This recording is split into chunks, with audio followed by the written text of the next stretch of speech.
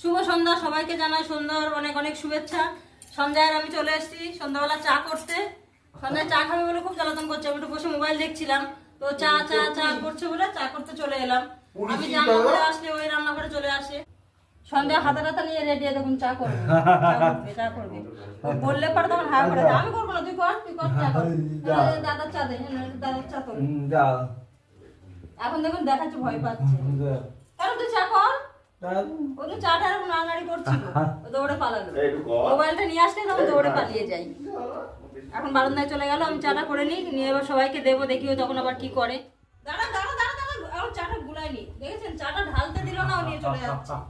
চা ঢেলে আমি দুধটা দেবো, তো দুধটা দিয়ে নি, তারপর খাবি। দাঁড়া, সবাইকে আজকে চা দিবি, তারপরে তুই চা খাবি। ভালো ছেলে না তুই? এবার সবাইকে চা দেবো। ওই সব কোথায় চলে গেল?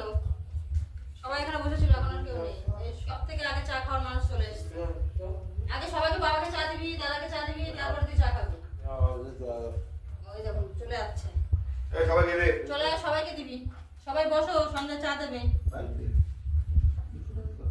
সন্ধ্যা ঘরে বসে বসে সময় কাটছে না তো, কাজকর্ম করানোর সময়টা ভালো কাটবে, তাই দিয়ে কাজ করাচ্ছি। জানো খুব বদমাইশি করছে, এদিক ওদিক চলে যাচ্ছে। বাবার কাপ কোনটা? এটা বাবার কাপ, এটা বাবা দিয়ে আসে। বাবার হাতে দিবি, বাবার বাবার কিন্তু বাবা চা দিচ্ছে। বাবা চা দেওয়া হয়ে গেছে, এবার দাদার। এটা কার? এটা দাদার। দাদা দিয়ে আসো। সঞ্জয় কত কাজ করে দেখেছেন? ভালো ছেলে।